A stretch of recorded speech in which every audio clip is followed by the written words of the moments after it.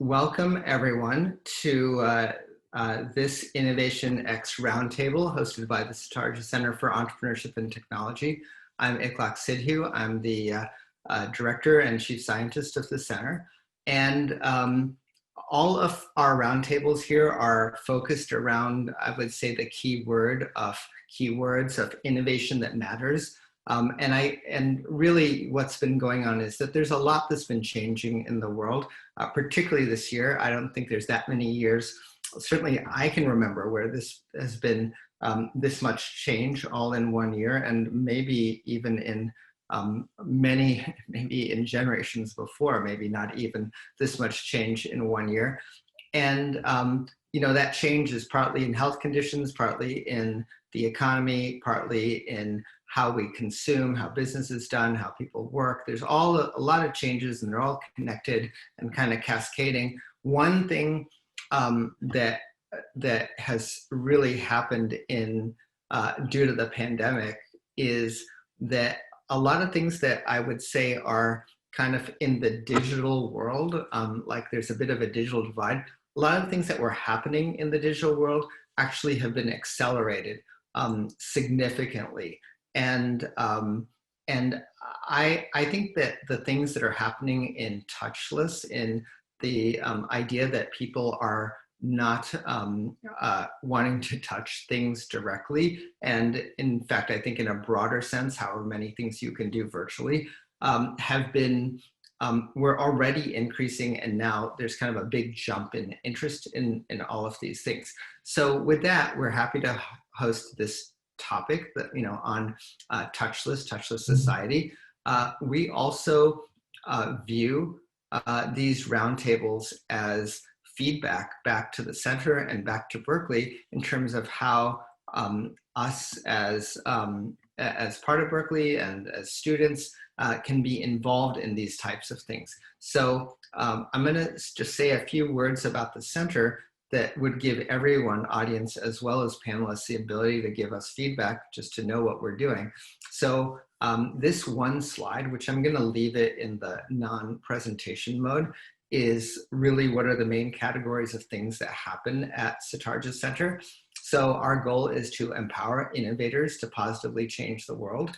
And there's three categories of things that we do in the center. One is that we have a curriculum largely around the idea of Berkeley method of entrepreneurship, or at least those words describe it. And what happens here is that while people are working on their venture ideas, we tend to also be working on their psychology, their mindset, their behavior. We're helping develop people psychologically to be entrepreneurs. And along with that, there's team formation and how people work together, and a lot of what I would call the softer skills related for entrepreneurship. We have a second category of work that goes on in the center, which is usually under the category of X Labs or maybe innovation engineering.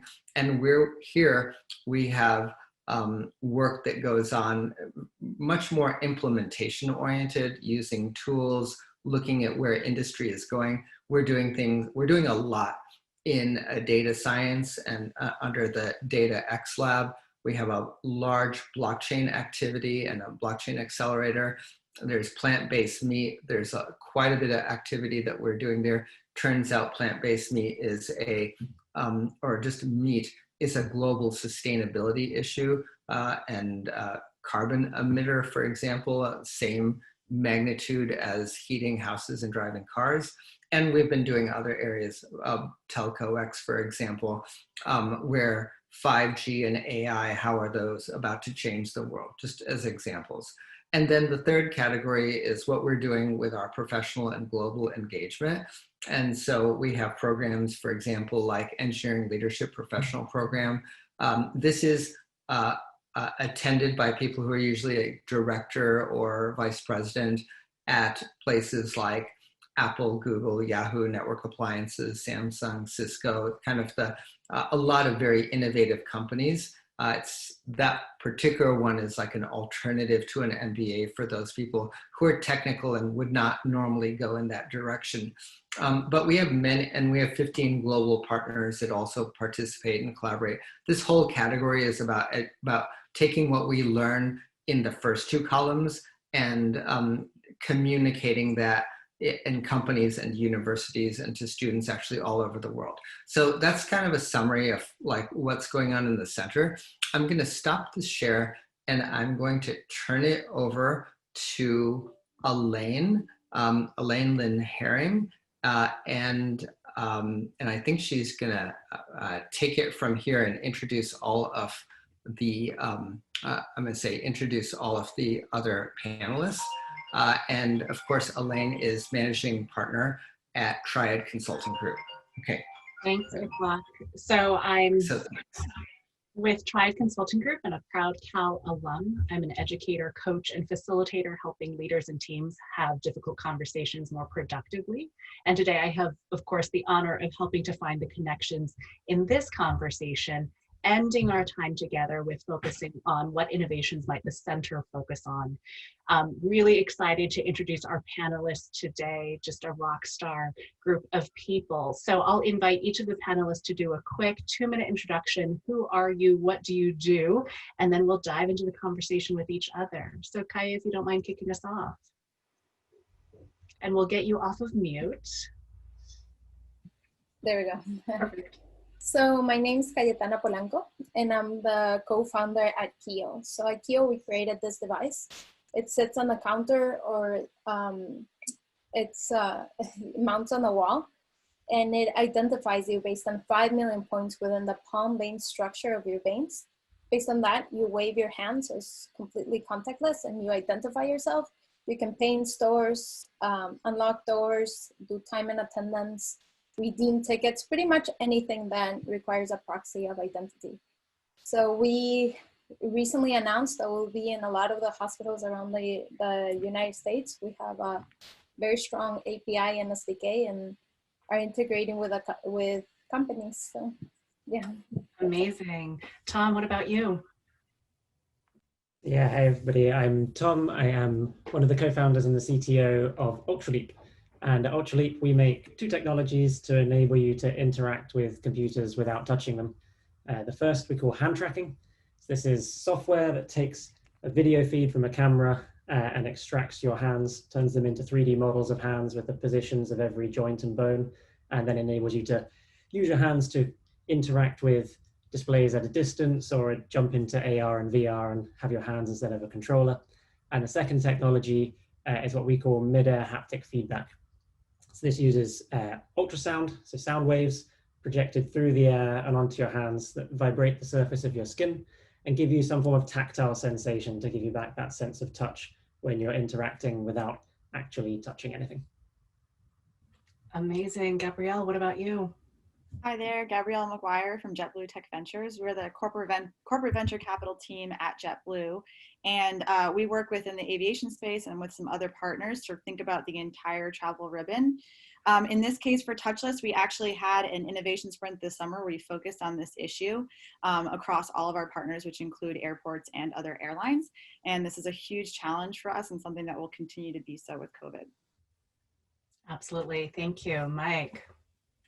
Hi everyone, Mike Tedasco here, also a Cal alumni. I am at PayPal and I run research and innovation there.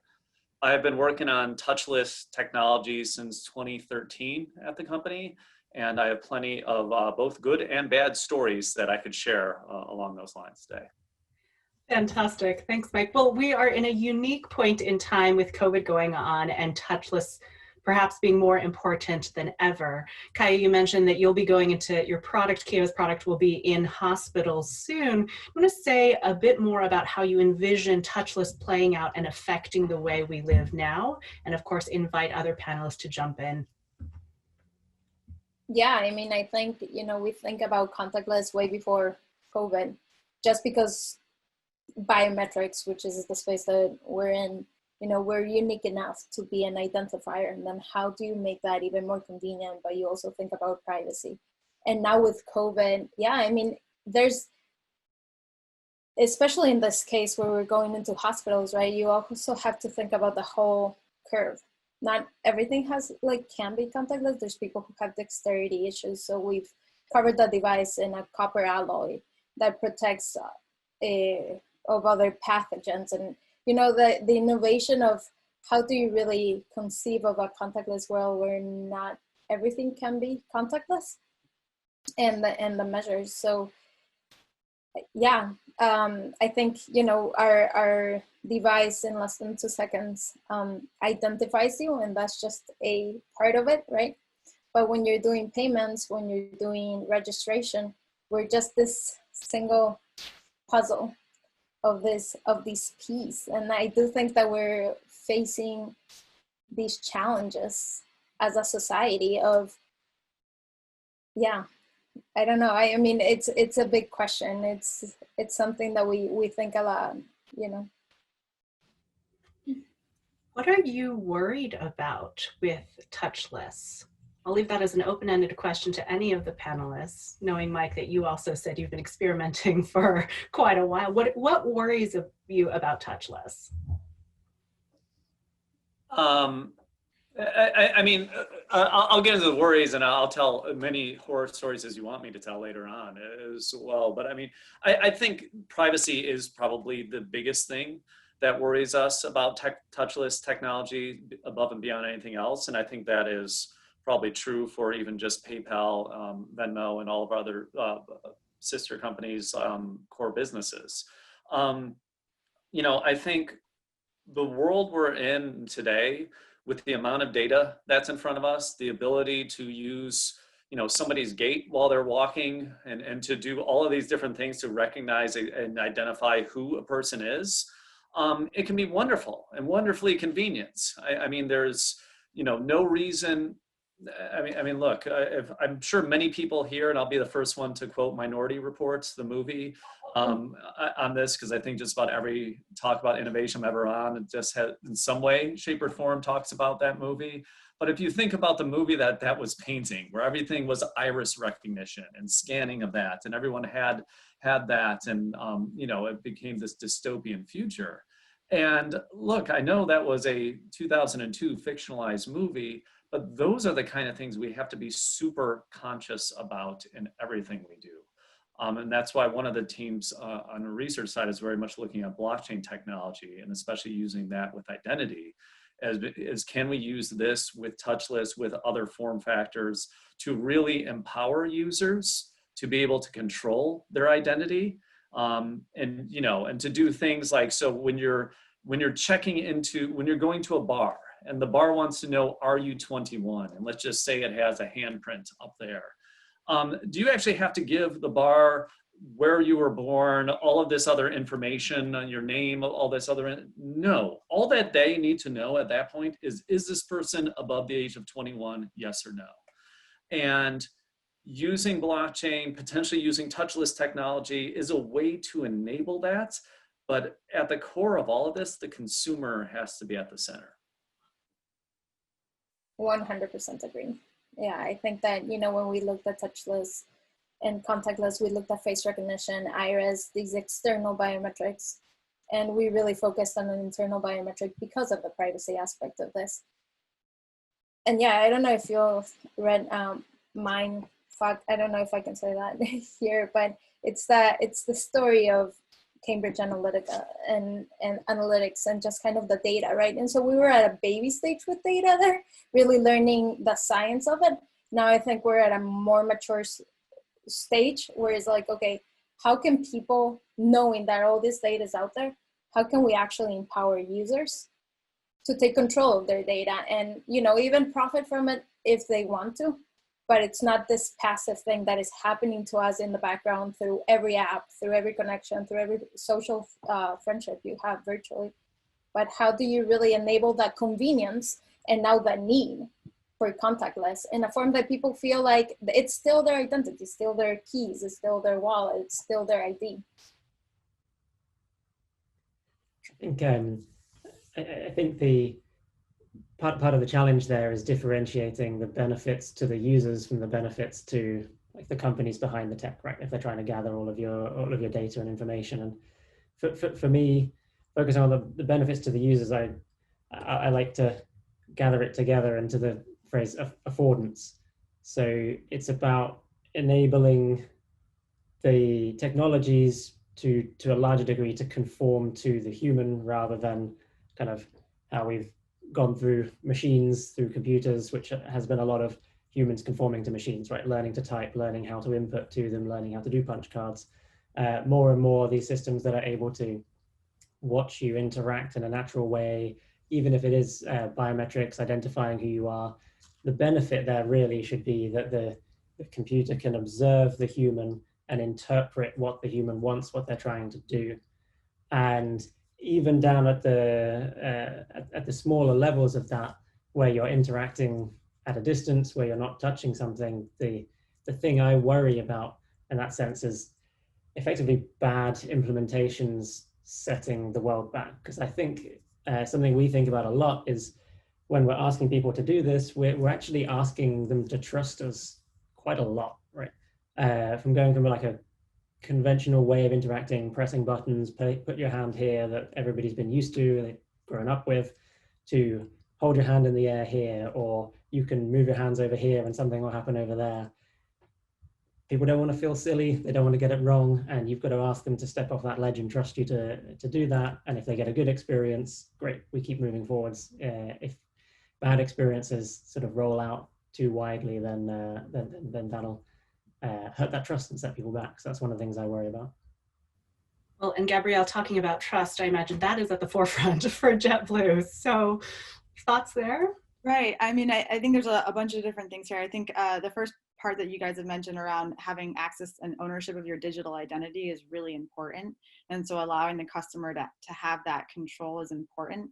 On the other side, you know, not every touchless interaction does involve biometrics. It could be a much simpler touchless interaction. And one thing that is a concern for us, even before that, for our customers, is just making sure they have a great customer experience.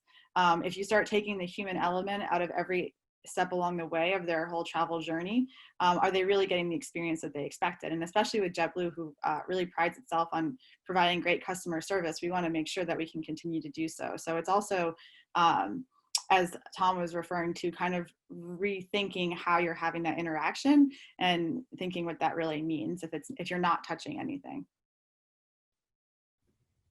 Well, and Tom, Ultraleap's product is also focused on recreating some of that human experience with haptic technology. Is that accurate?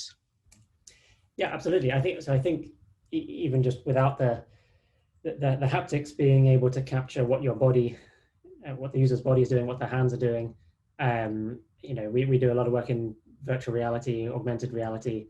The difference between having your hands and being able to perform the action like you would in the real world versus having a controller in your hands and clicking a button in the general area. And then particularly when you get to multi-user scenarios, sort of social engagements, a number of little hand signals that we do, seems sort of like multiplayer games where people just start beckoning each other or saying, hold, wait there. These little motions, I think that in itself makes it a lot more human. And then you evolve that over. The thing we lose from sort of jumping into that touchless side is the sense of touch, obviously. It's kind of obvious, but in many ways, until you know this sort of batch of touchless technology, generally most different ways of interacting that we've invented over time have had some sense of feedback for the sense of touch, and suddenly we're like moving in the air. And then that's really where our haptics tech comes in to try and bring back that tactile feeling, bring back that improve the attachment of the user to the content and what's going on, and particularly in those social engagements, that kind of ability to have some kind of tactile contact with other humans that are around you is super important. I always say it's really weird if you sit in an airport arrivals lounge, non-COVID time, watch everybody arriving and greeting somebody, nobody doesn't make any kind of contact. Like either their family, they give a big hug, or our colleagues, they'll walk up and shake their hands, and that sort of contact is really important for trust, I think so.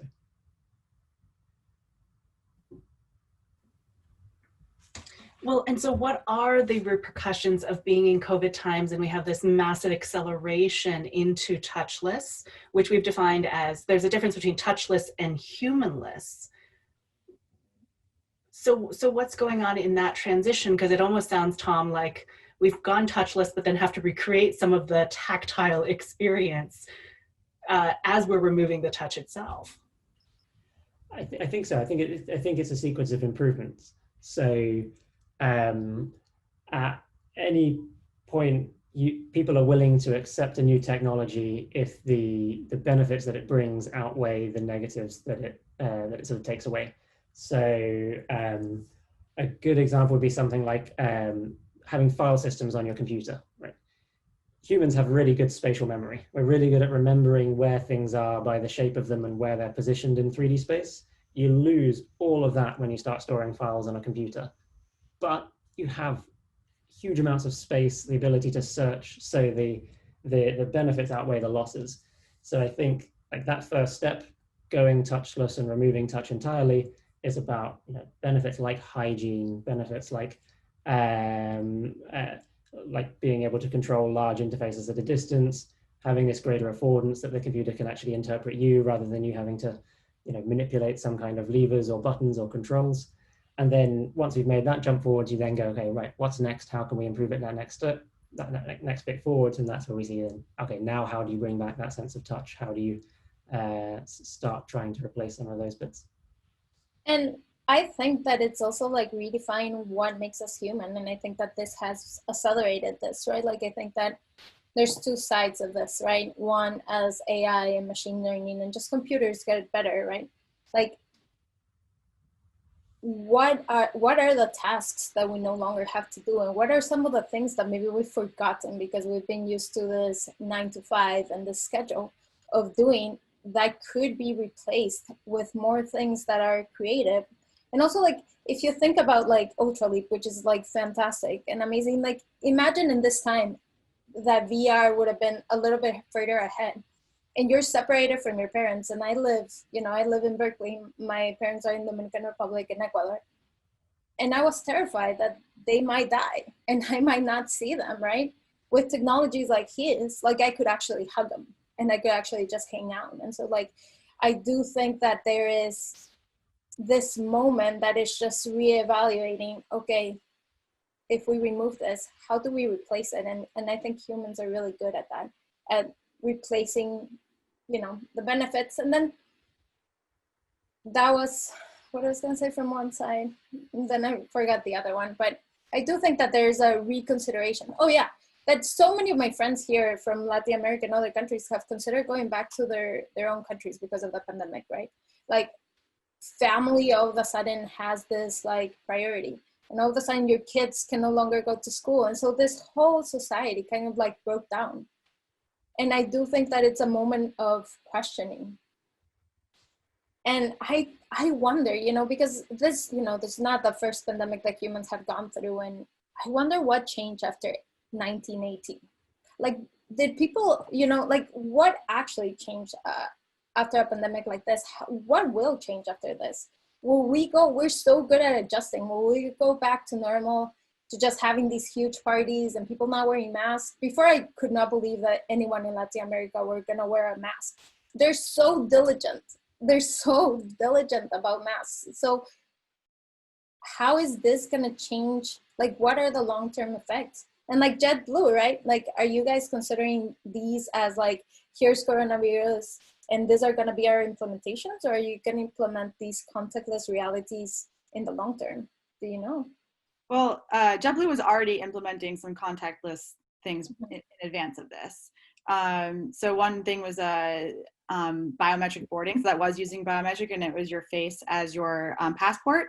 That worked well in the situation that you can match someone's face to an image on their passport. So it worked well in an international space when you have people boarding an airplane from that context. But of course, that doesn't have the digital identity element that we've acknowledged as an important element. And I don't think the adoption was as quick. I mean, the technology wasn't very fast. And also our crew members were naturally concerned that this was going to replace them. Interestingly, as COVID started appearing as a real concern, there was a much quicker adoption of the technology. So I think that is a place where it worked out, and we'll see how it goes. I think all of this comes down to is where is it that we can really add value to an experience? I mean, that's what all of business is about in so many ways. You know, when ATMs were invented, they thought all these bank teller jobs would disappear, and it didn't. It just shifted all these jobs to do different value-added things. And you know, when I think about in 2013, so there was a new technology, Bluetooth 4.0, that was being released, and we kind of figured out a way that we can actually have hands-free payments.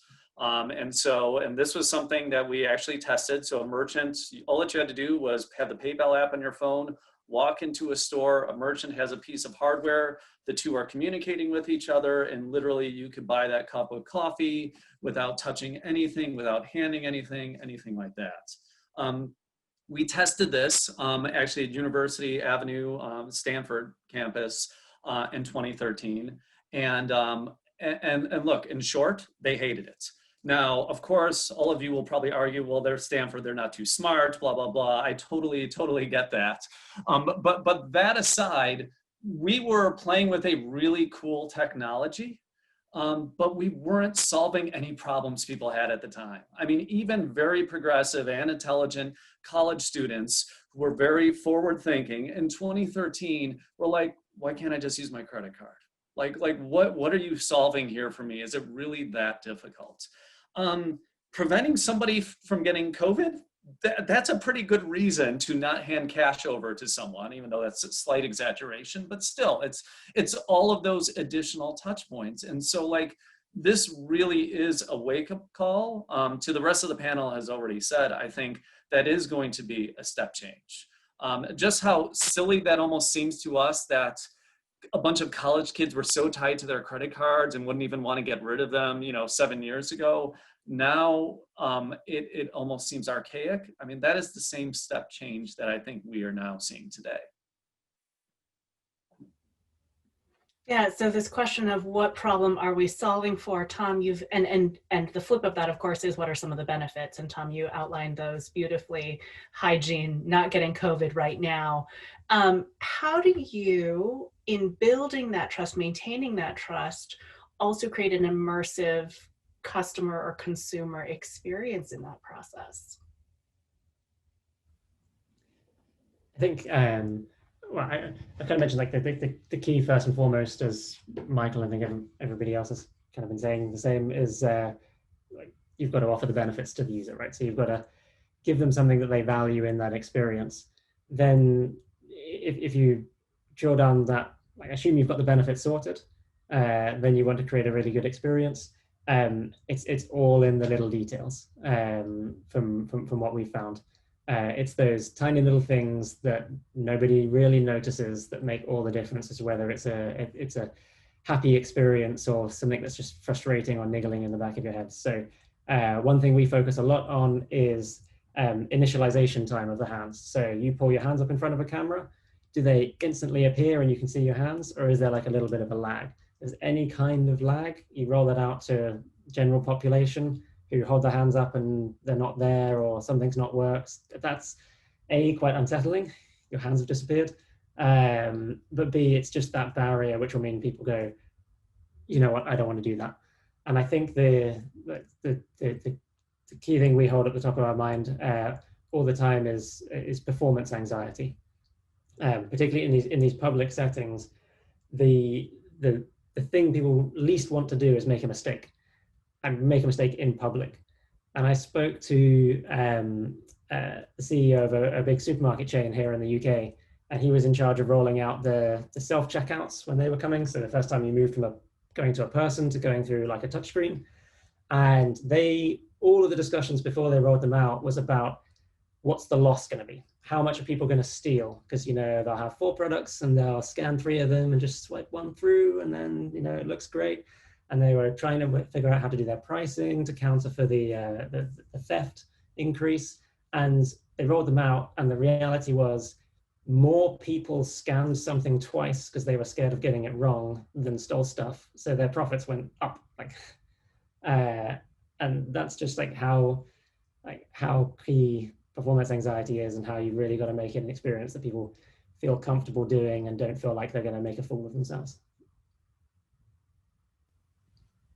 Yeah, that's funny you mentioned it, because one of the things that came up through our contactless innovation sprint was really thinking about what we'd like to see and we don't have is some sort of personal helper or concierge that can take the customer through their entire journey, so that they know they can anticipate and know what's coming next. It's especially important in travel, but I can imagine it's important in any situation where someone might be anxious, which is particularly true in travel, especially the day of. And so we have not yet seen something like that in our space. So just to let anyone know who's listening, that's something that we're definitely looking for, is that personal travel concierge who anticipates every step in what you're doing next, and could even get you tell that person when they should arrive to get through security on time, how much time it would take for them to get through security, and exactly when to board their flight.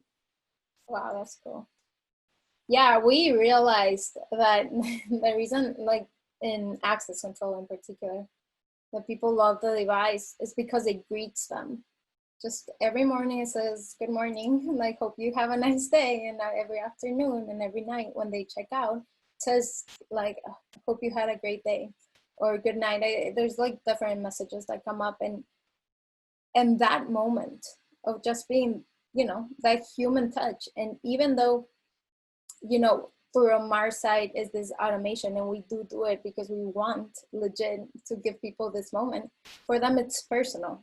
And it's because we also, I think more and more, right, we're including user experience into machines and into journeys, but that's not true in industries like access control, where they couldn't care less. They're huge security companies.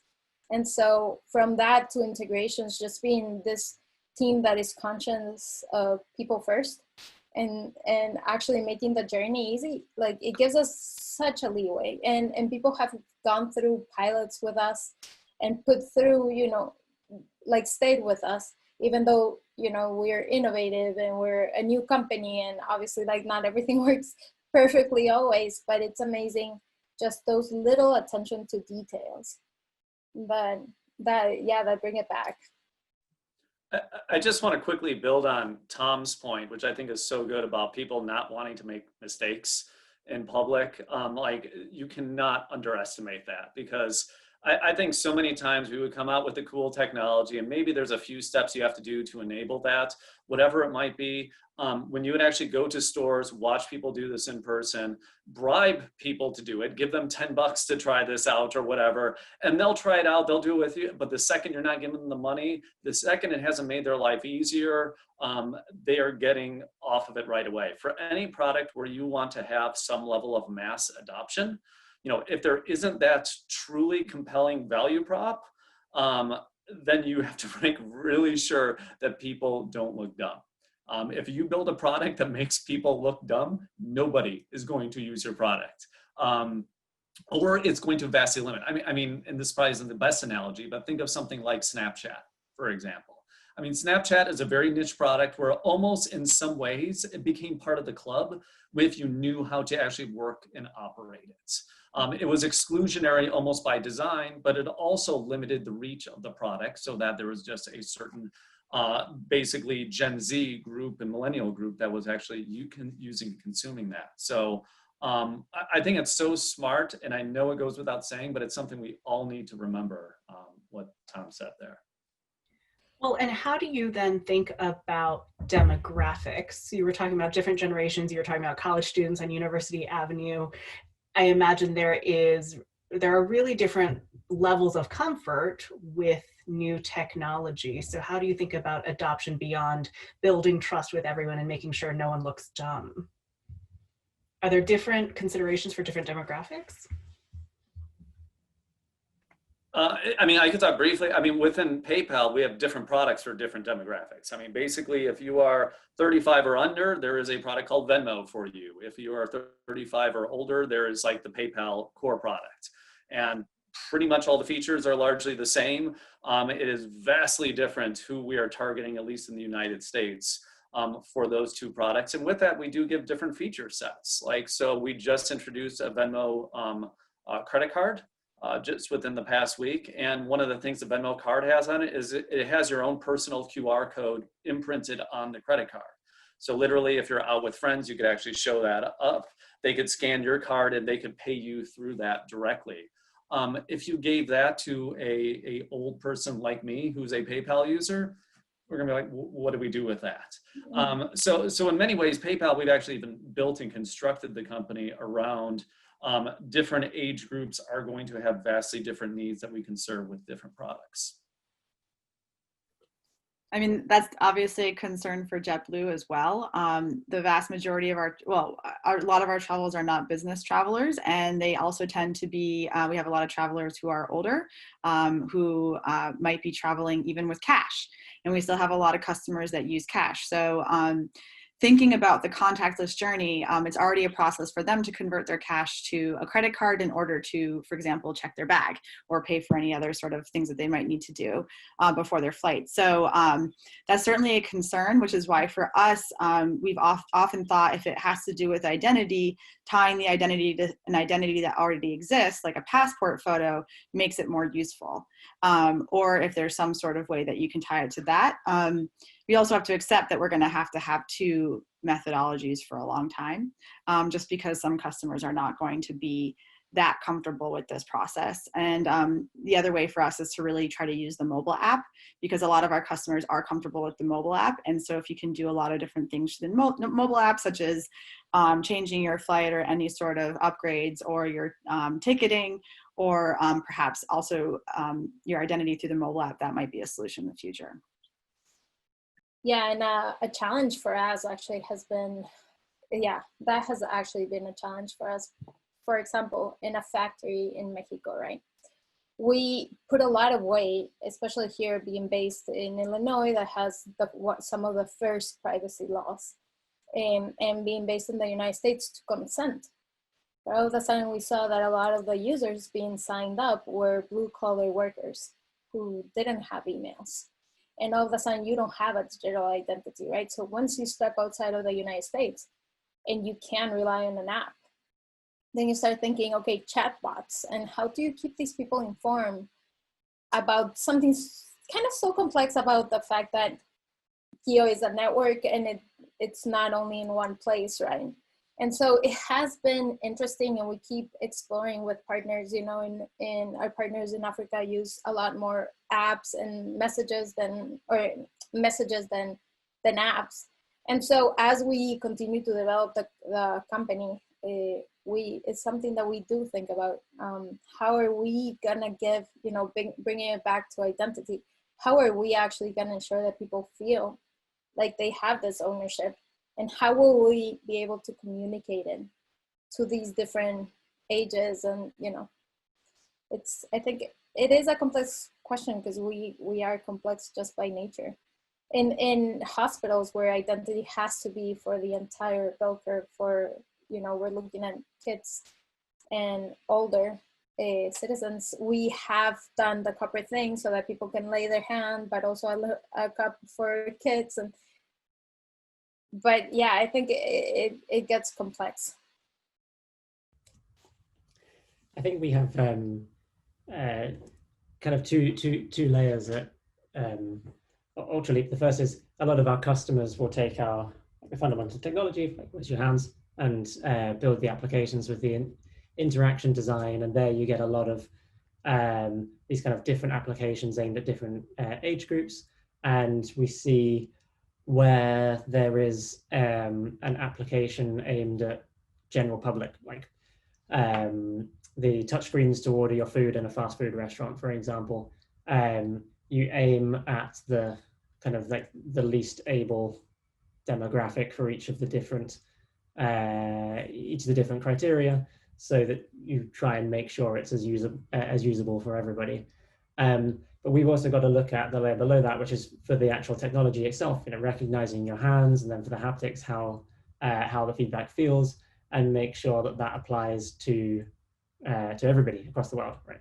So just with the tracking the hands, we've got to be very, very careful about different demographics, people from different ethnic backgrounds, people at different ages, different hand shapes, different hand sizes, abilities, people who've lost fingers, these kind of things, that actually it's all tracked as hands, different jewelry, different tattoos, all of this kind of stuff.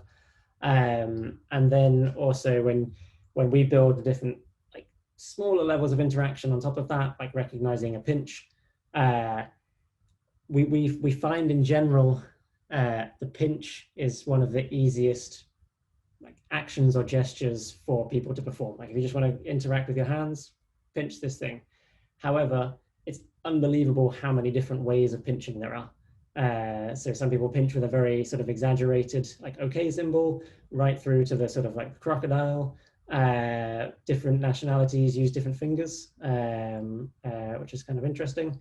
And then obviously you have some people with arthritis, or as people get older, they find moving their hands harder. So then you start to get different sort of shapes coming in, and just making sure we're able to detect those different approaches. And yeah, like as I just said, like we're all human, and humans come in lots of different shapes and sizes, right? So.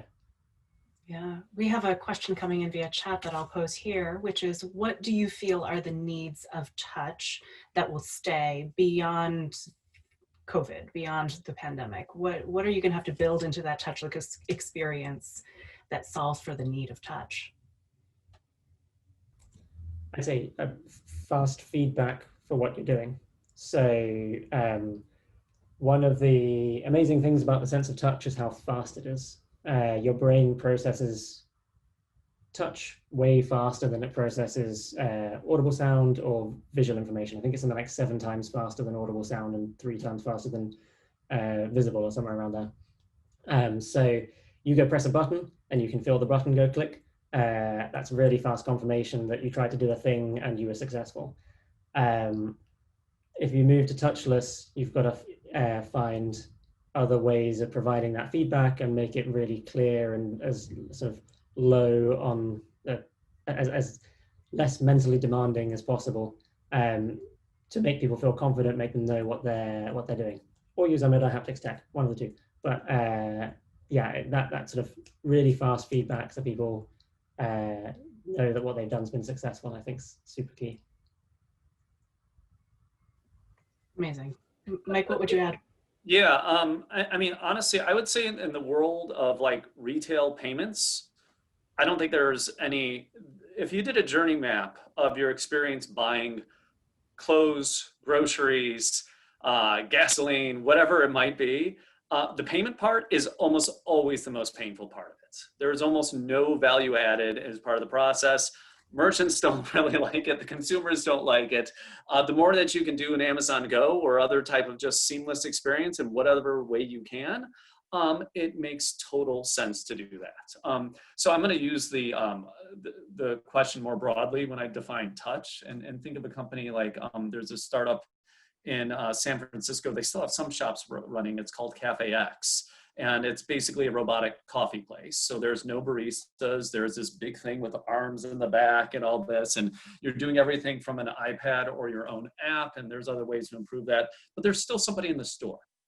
Now, yes, it's in part so nobody, tags it with graffiti and things like that. But it's also there to just make for a better consumer experience. I mean, Walmart inserted greeters into their stores, and part of it is for theft and to make sure nobody's stealing something, but it's also just to have a human being welcome you to the experience, to explain something to you. And again, I feel the more that we can do that on the payment side of things to free up humans so that they can interact with other human beings within a store, the better we're going to make that experience. I don't know how many of you have been to a Home Depot or a Lowe's or a big home improvement place lately. You walk down the aisles and you're just looking for help. You're screaming for help there. And there's probably a half a dozen to a dozen people just working the checkouts. I mean, if we could somehow repurpose those people to be there with the consumers, it makes for a better experience for everybody. So that's exactly what we did with our check-in process. Now, we're starting to transition our check-in process to be touchless, but we had the first iteration of that, of removing everyone from waiting in line to going to the kiosks. And we as JetBlue crew members all have to participate in this, and we all volunteer, and we all practice standing out and helping customers check in. So I don't touch the customer, but I'm standing next to them and kind of guiding them through the process, as you've mentioned. And so now the next iteration will be to make that check-in process completely touchless. And it's still important to have those crew members circling around. Yeah, so touchless, but definitely not humanless, and actually that human connection being even more of the value add, Michael, that you mentioned before, and Kaya, that you were saying, even the voice that says hello. I want to shift gears a bit as we wrap up our time together to have each of our panelists step into an advisor role. And Iklok, feel free to jump in here too, but what would you want to see the center innovating on, researching on, based on what you've heard today?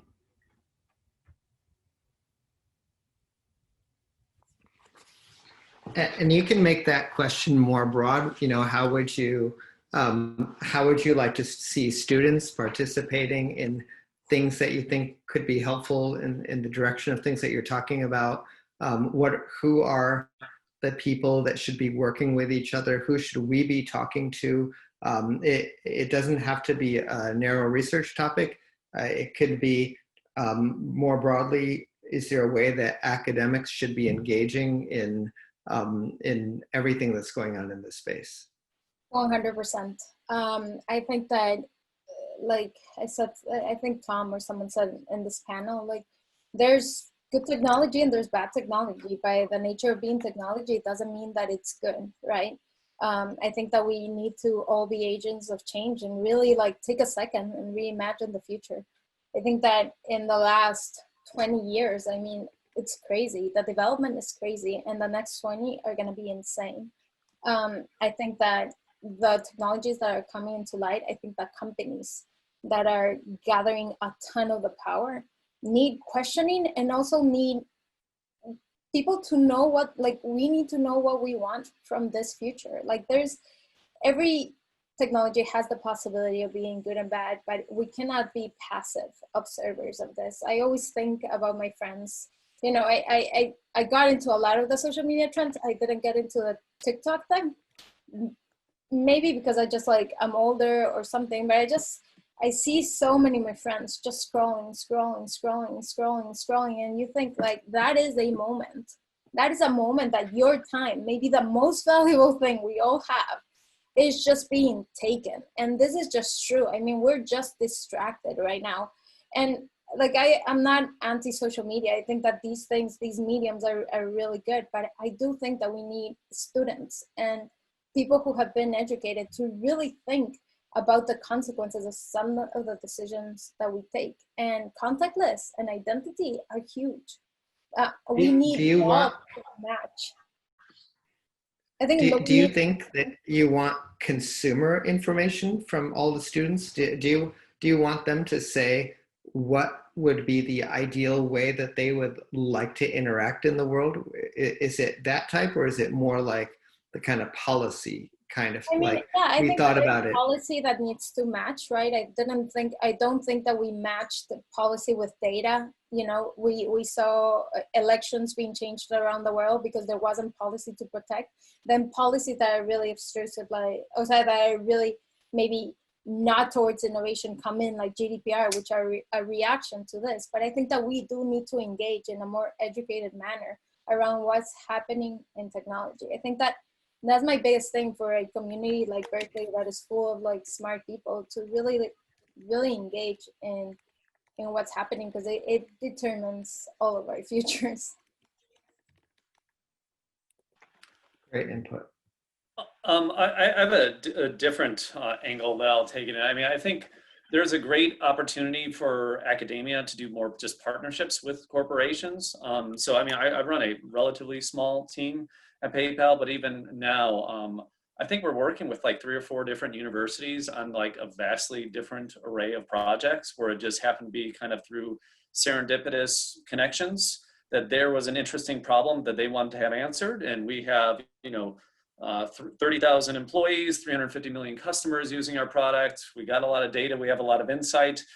We want to know the answers to a lot of these interesting questions too. And there's many ways that we've been able to kind of creatively partner with universities from everything from like small projects that just students were working on to bigger, like, you know, somebody's PhD thesis and things like that, and kind of everything in between. So I think that's an opportunity, and I think this isn't just something that's unique to PayPal. I think this is something that is for all companies. There's a lot of just interesting work going on at universities that we don't always have access and insight to. We would want to know more about it.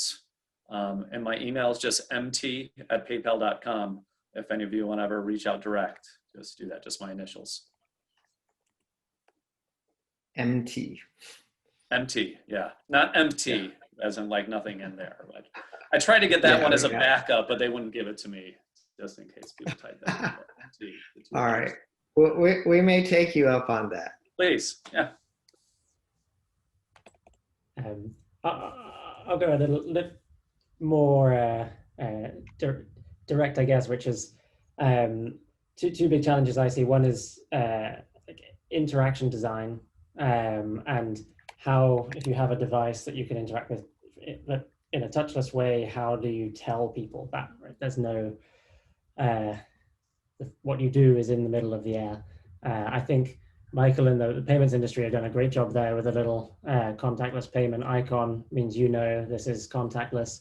How do we replicate that kind of thing across other types of touchless technology? But then also, is there some kind of standard or best way for how you do the different interactions? That's a really rich area that I think has a lot of work to go. And then the second, I'm a haptics guy, and if you look over the history of humanity, we've spent an enormous amount of time, money, and attention understanding and developing technology for audio and visual. The comparative amount of time and money we spent developing technology for the sense of touch is infinitesimally small.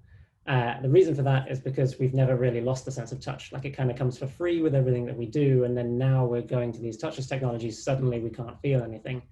And so as much as I think we're doing really cool things with haptics, there's still so much to learn. And I think that's such a rich area where there's like so much that we don't understand about how the body works, what we can create as humans. And that means it's a really cool area because there's big opportunity to do big, meaningful things that will change things for people for a long time. And then very much agree with Michael, partner with companies. That works very well. We have an academic program. My email address isn't quite as concise as Michael's. Mine's Tom@Ultraleap, so I'm 50% longer, but yeah, Tom@ultraleap.com. Happy to work with groups that are trying to work on cool projects. That's fantastic. So I'm going to take both those points. One is you're talking about the transmission of touch, right? Because we've had microphones and cameras for a long time, but we haven't had a good source for touch to transmit. And you're saying if you have the source, then how do you also transmit what comes out of it? And that makes a full system. Yeah, exactly. If you go to the movies, you have 8K cinema screen that can recreate the visuals. You've got Dolby Surround Sound with your Dolby Atmos that can recreate the audio. Our understanding of how to recreate the touch so you can feel a person across the world or something in that movie is still in a relatively early stage comparatively. Tom, you do realize that there's a whole line of people, after Kaye said, with your technology, you can hug your family across the world, that are going to be lining up outside your door. That's one of the coolest things that we've tried, having even just the ability to touch somebody's hand or like draw on somebody's palm from a distance is it's a weird experience, but a very, very good one. I mean, talk about technologies to dive into. VR and AR, I think that's going to be huge. And what Tom, what Ultraleap is doing. I tried my new Oculus yesterday. It's a whole different world. It's a whole different feeling. Like, yeah, that's going to be big. Gabrielle, anything you'd add before we close out? Yeah, I think we've already touched on, oh gosh, no pun intended, but we've already thought about like having that customer experience and what that means. And one thing I would say that that we haven't nailed, which we were talking about before, is having that personal concierge that helps that customer through that whole experience so they feel like someone's taking them in hand. And then the other element is just really thinking about inclusion. You can say it's adoption, but really just understanding that, you know, for us, we have a lot of customers who want to pay for everything with cash, who don't want to use their phone yet. They want to use paper. They want to get to the airport, you know, 4 hours early and print everything out. And so how do we get them to be integrated into this process, and thinking about how you convert those customers, perhaps when they get at the airport, if they're not willing to do it beforehand. Okay, fantastic. All right, these are, so first of all, I'm not sure if it's time to wrap up or not, or who's supposed to wrap up. Is that Elaine or you know what, I'll just make a comment and I'll let Elaine wrap up here. First, I want to thank you for, you know, like all of the feedback. I think there's a lot of kind of insight that has come through in this conversation, including this balance between privacy and you know, like identity and touchless and like all of that. I think this focus on the customers has been, like, you know, really helpful. I think this topic about how, as you go there, you know, trust reduces as you reduce touch, and like, so all those things, I think those were great. One thing I would love to see here is, you know, you made the comment that because of COVID, there's a new need, and a lot of things that weren't needed before, they are now, you know, in need. But you don't want to build something long-term for a problem which might be transient, and hopefully is transient. So to understand which of these things, they might get accelerated but still stick beyond this time frame, I think that would be like a helpful filter for us. But overall, all of your suggestions in terms of like how to collaborate, they're really good, and we appreciate them. Thank you. I'm really glad that you were able to take the time from like all the stuff that you do to like make this conversation happen.